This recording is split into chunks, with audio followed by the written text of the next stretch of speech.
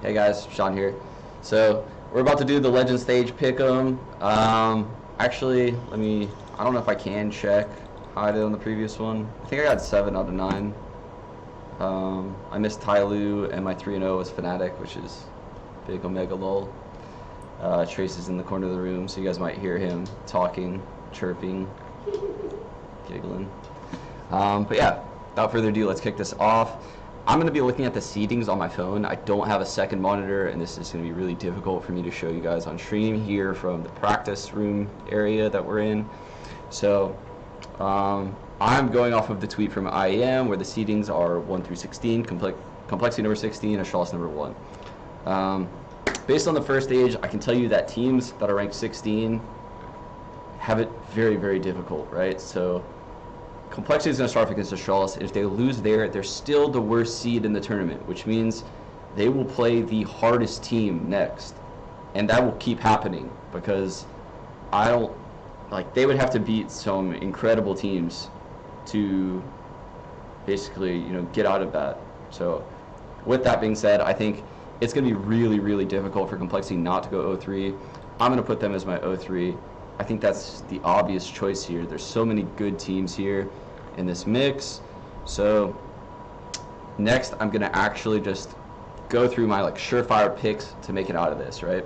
So obviously, Astralis is everyone's favorite pick to make it out of this Legend stage. I mean, think about what would have to happen. We saw what Fnatic dealt with, right? Fnatic lost to teams that they should have never, ever lost to. And yeah, it was kind of insane, right? Fnatic losing to Vici and ultimately ended up falling to G2 at the end. But that was probably at that point their elo was a little bit screwed because, it can shift if you start losing all these upset matches. But I don't see a world where that's possible with Astralis, especially because they should start off with a quick win here, which is ultimately what I didn't do. So yeah, Astralis easy out here. And then Liquid is my second pick to make it out. There's just too much skill on this team. They're going to start against Avangard, and honestly, that's a team that they should just be able to bully.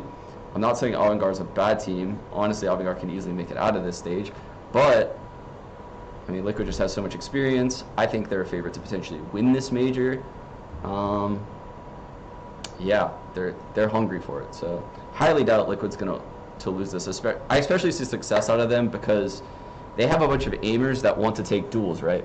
And in this AUG meta right now, that is gonna crush everyone in this stage because Liquid has some of the best aimers in this entire stage. So third, this is where things get a little bit weird, right? My next pick, as in my opinion, the surefire to make it out of this stage, I'm going to go MIBR. Yeah, you could say, I haven't seen this lineup yet. I know. They just are so good when it comes to, these major matches where they can prepare. They come in fresh and boot camped. And there's not many instances in MIBR's existence or SK or whatever team they've been since they've been dominant, where they lose to teams that they shouldn't. Simply put, they beat the teams they should, and they're always at the top. Even with a lackluster team at the last major, they made top 4. So why would I think they're not gonna, at very least make it to the champion stage? So I'm gonna put them as my third team. And now it gets a little bit weird.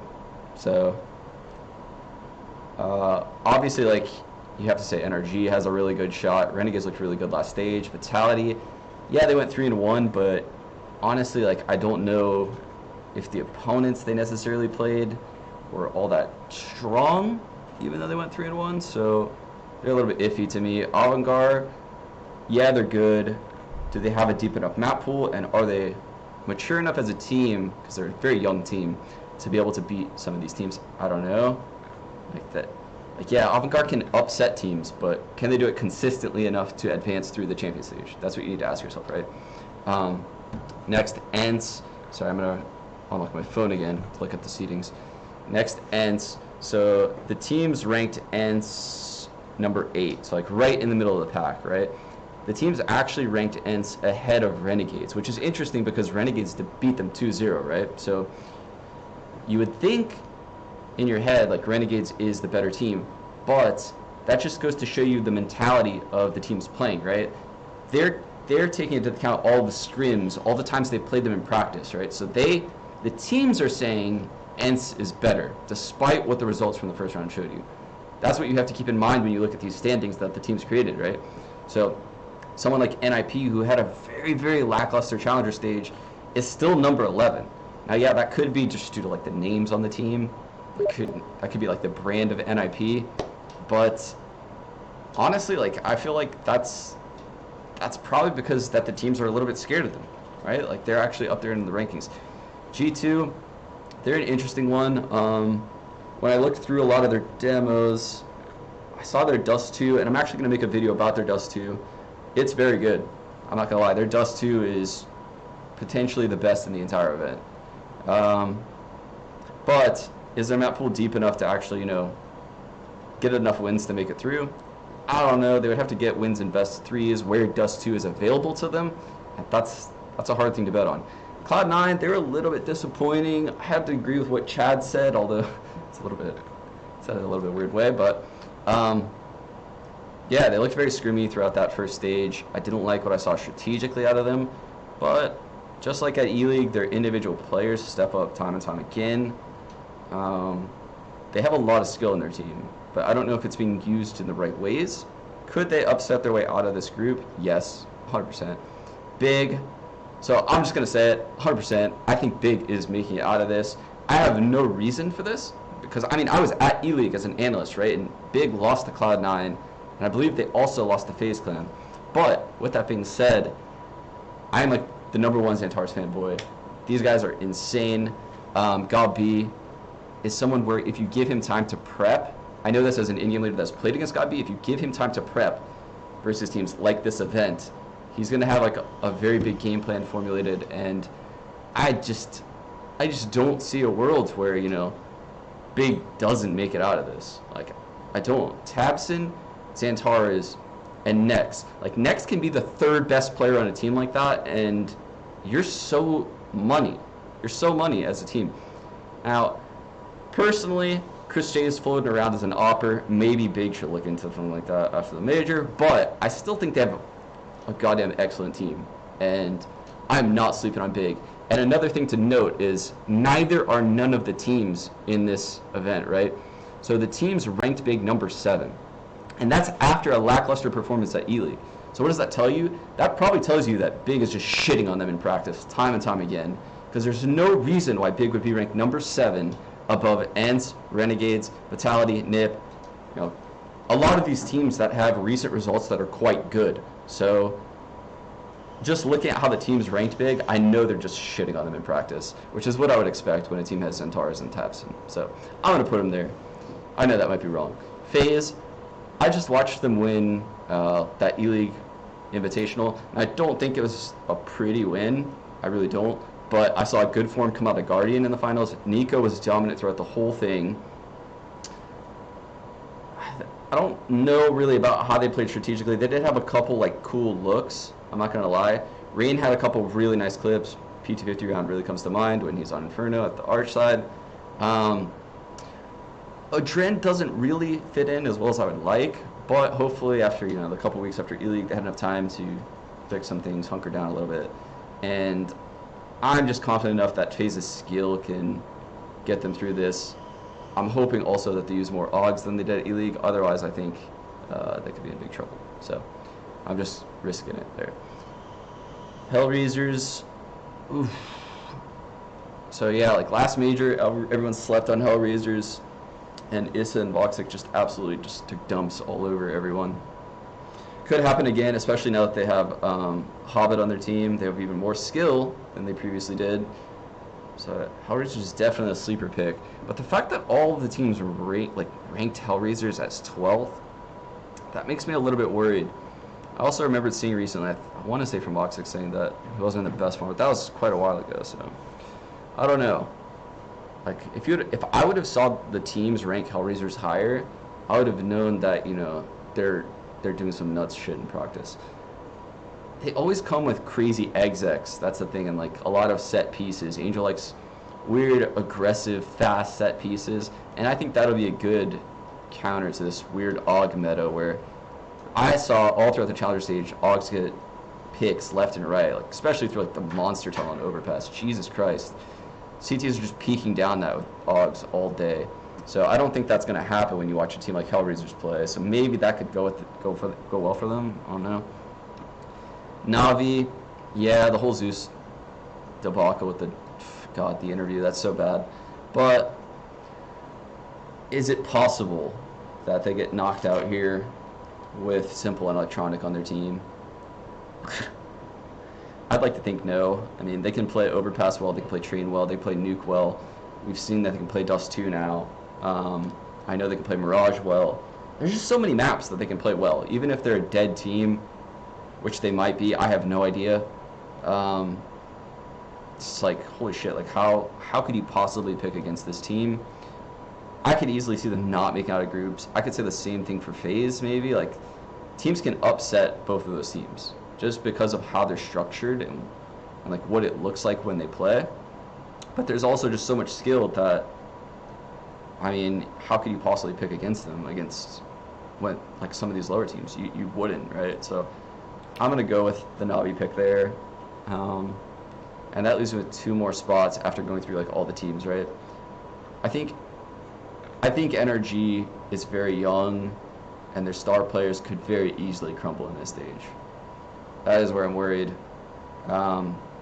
They did go home before the challenger stage, come back for the challenger stage, and I honestly think that, you know, without that insane Breezy performance where he put up like 70 frags in 2 maps against Tyloo, they probably would have lost that series to Tyloo. So, like, what does that tell me about Energy? I mean, they also beat Windstrike on Nuke, which shows that, you know, they play a Nuke. Yes, it was a mistake, by the way, that they ended up on Nuke, apparently, according to, like, some veto problems that Daps went through with. So, I don't know how that happens, but that is not the TO's problem, by the way. That's a mess up by Daps, but he didn't call them out, so. This is tough. I don't know, because there's a lot of teams now for these 2 spots. So if I'm being totally honest with you guys, with these 2 spots, I'm putting Energy probably for sure in here, and that would leave me with 1 more spot to put, and I am like torn between Renegades and NIP.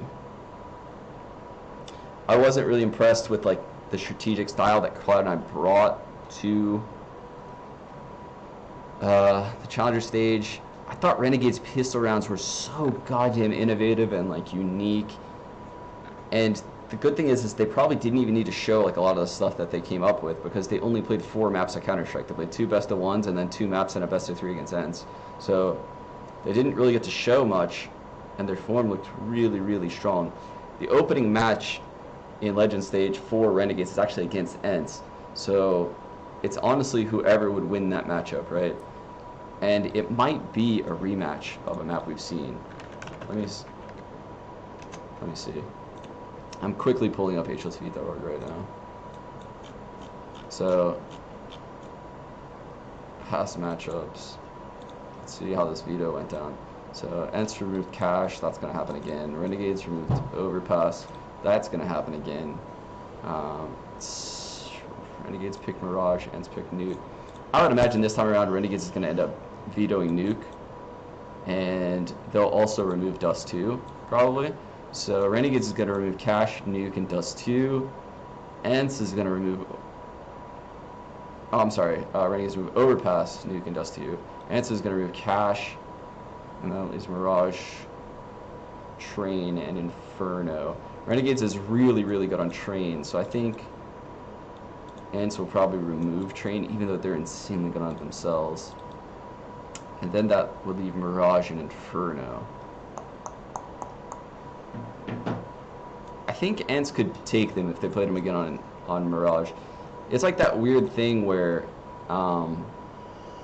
if you beat a team, you don't really look into fixing very many things that happened, but if you lost, you know, you're gonna find out exactly what went wrong, and you're gonna like, fix all of the problems, whereas you can get a little bit too relaxed if you beat a team. So I think Ents could steal this best of 1 against Renegades, and because of that, that makes me put them into the advanced column.